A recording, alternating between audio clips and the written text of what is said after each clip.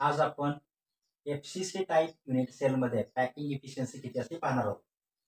8 कॉर्नरला 8 particle या ठिकाणी join असतात. त्यानंतर फेसवरती एकूण 6 पार्टिकल जॉईन असतात. मग आपल्याला या ठिकाणी त्यामधला काय काढायचं, पहिला रेडियस ऑफ पार्टिकल काढायचा. पहिला काय सांगतोय, radius of particle. Radius of particle हा काढायचा आहे. रेडियस ऑफ पार्टिकल या ठिकाणी काय सांगतो बघा, या ठिकाणी इन ट्रायंगल वापरायचं. ट्रायंगल कुठला घेऊया, ABD हा तर घेऊ शकतो किंवा BCD हा तर घेऊ शकतो. आपण ट्रायंगल कुठला या ठिकाणी घेऊया, हा पण 90 डिग्री दाखवतोय, आपण या ठिकाणी 90 डिग्री दाखवतोय. मग या ठिकाणी आपण वापरूया या ठिकाणी अँगल BCD हा वापरला. Triangle BCD. त्यानंतर BCD मध्ये या ठिकाणी अँगल कुठला असणार बघा, BCD. अँगल BCD हा 90 डिग्री दाखवतो पायथागोरसच्या थेरम नुसार. पायथागोरसचं थेरम या ठिकाणी काय सांगतो बघा, इथं अँगल मध्ये या ठिकाणी हा असणार 90 डिग्री. हा जरा तुमचा डायगोनल झाला. या ठिकाणी आपल्याला मिळाला BD चा स्क्वेअर इक्वल टू दोन साइड त्याचे BC square plus DC square. आता हे एज लेंथ आणि हे एज लेंथ दोन्ही पण या ठिकाणी समान असणार आहे. त्यामुळे आपण इथे घेऊया, काय असणार बघा, A square plus A square. त्यानंतर आपल्याला या ठिकाणी काय मिळालं बघायचं, BD स्क्वेअर इक्वल टू एक आणि एक किती झाले 2A स्क्वेअर. म्हणजेच आपल्याला काय मिळाला, BD equal to root of 2A मिळाला. इक्वेशन 1. इक्वेशन आपल्याला किती मिळालं, 1 ह्या ठिकाणी इथं मिळालेला आहे. परंतु आपल्याला माहिती आहे हा स्पेअरचा रेडियस R आहे, हा स्पेअर या ठिकाणी काय 2R आहे आणि हा आहे. म्हणजे या ठिकाणी BD इक्वल टू काय दाखवतोय 4R ह्या ठिकाणी दाखवतो. इक्वेशन नंबर किती झालं 2. कम्पेअर इक्वेशन 1 and 2 दोन्ही पण या ठिकाणी कम्पेअर करून बघूया काय आपल्याला मिळेल बघा. चेक करून तिथं हा ऍडिशन केला 4R इक्वल टू या ठिकाणी काय मिळालं रूट 2A मिळालं. R इक्वल टू काय मिळाला, हा इकडे आला रूट 2/4A आपल्याला मिळालं. इक्वेशन या ठिकाणी किती मिळालं 3 मिळालं. हा आपण काय काढू या ठिकाणी रेडियस काढू, हे लक्षात ठेवा. पुढचं आपल्याला या ठिकाणी काय काढायचं बघा, या ठिकाणी व्हॉल्यूम ऑफ स्पेअर काढायचं. काय काढायचं, व्हॉल्यूम ऑफ स्पेअर. हा दुसरा पॉईंट आहे बघा. Point number 2 volume of spare. काय सांगतो या ठिकाणी बघा, व्हॉल्यूम ऑफ स्पेअर या ठिकाणी किती असणार आहे 4/3 πr क्यूब सांगतो. त्यानंतर volume of one sphere. Volume of one sphere किंवा वन पार्टिकल म्हणला तरी चालतंय. वन पार्टिकल इक्वल टू काय होणार आहे या ठिकाणी बघा 4/3 πr ची व्हॅल्यू किती आहे इथे दिलेलं आहे, काय असणार आहे रूट 2/4 ह्या ठिकाणी काय मिळाला क्यूब मिळाला. हे लक्षात ठेवा. पुढे आपण या ठिकाणी कॅल्क्युलेट करत जाऊया. 4/3 पाय त्यानंतर काय असणार आहे रूट. या ठिकाणी किती येणार आहे रूट म्हणजे या ठिकाणी 2 रूट 2 डिवायडेड बाय या ठिकाणी किती येणार आहे या ठिकाणी 64 A क्यूब आपल्याला मिळाला. या ठिकाणी भाग जात होता बघा, या ठिकाणी बे. त्यानंतर किती आलं बघा 16 या ठिकाणी आपण इथं 2 घालवण्यापेक्षा आपण इकडे घालूया.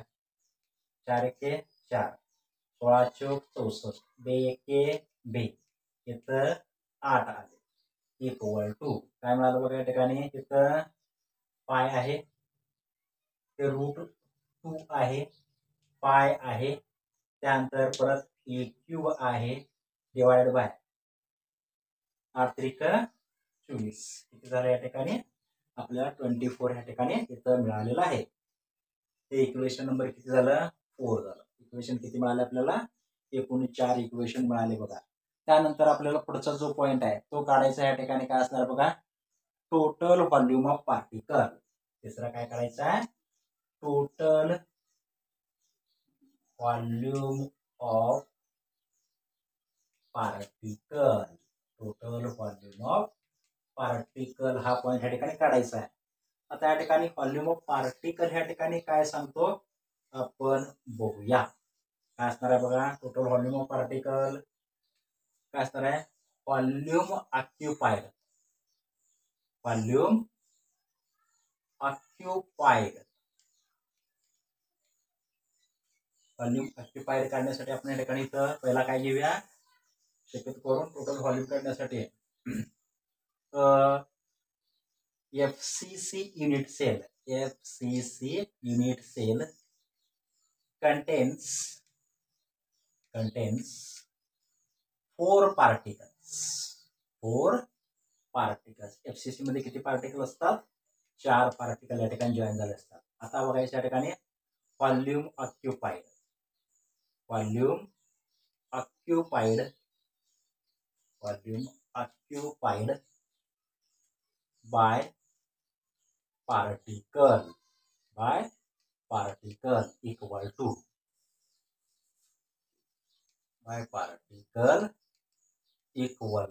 काय सांगते या ठिकाणी? पार्टिकल किती आहेत? 2. या ठिकाणी 4 पार्टिकल आहेत.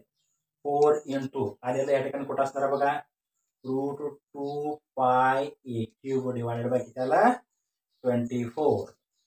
त्यानंतर या ठिकाणी किती मिळेल? या ठिकाणी बघा इथं 4 × 4 4 × 24 म्हणजे आपल्याला किती मिळालं? √2πa³ divided by 6 divided by किती मिळाला? 6. इक्वेशन नंबर आपल्याला किती मिळालं? 5 या ठिकाणी इक्वेशन आपल्याला मिळालेलं आहे.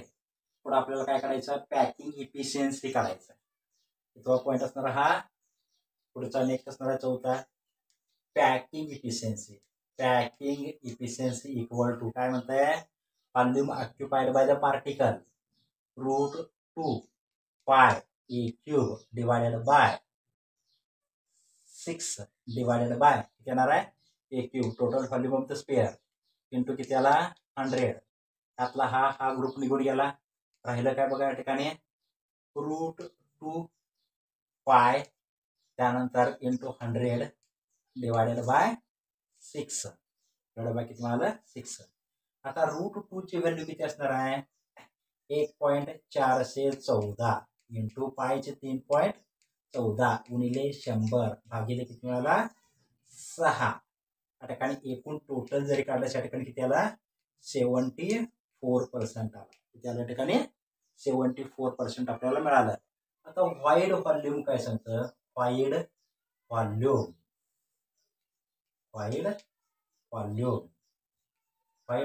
बरोबर 100 - 74 एकूण किती आला बघा या ठिकाणी?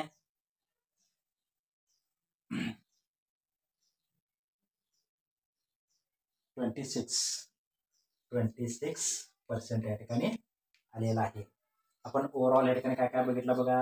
FCC टाईप निश्चल बघितलं. त्यामध्ये पार्टिकल किती प्रेझेंट आहेत बघितलं. रेडियस ऑफ पार्टिकल या ठिकाणी किती आला आपल्याला? रेडियस आपला एवढा आलेला आहे. त्यानंतर दुसरं व्हॉल्यूम ऑफ 1 पार्टिकल किती आलेला आहे? व्हॉल्यूम ऑफ 1 पार्टिकल एवढा आलेला आहे. त्यानंतर नेक्स्ट काय काढलं आपण या ठिकाणी बघा? शक्यतो करून या ठिकाणी त्याचं काय काढलं? या ठिकाणी पॅकिंग इफिशियन्सी काढला. त्यानंतर वाईड व्हॉल्यूम या ठिकाणी शेवट आपण किती काढला? 64 या ठिकाणी काढलेला आहे. आज या ठिकाणी आपण एवढं बघितलेलं आहे. आपण थांबूया. पुढचा या ठिकाणी नेक्स्ट पॉईंट नेक्स्ट टर्मला या ठिकाणी बघूया.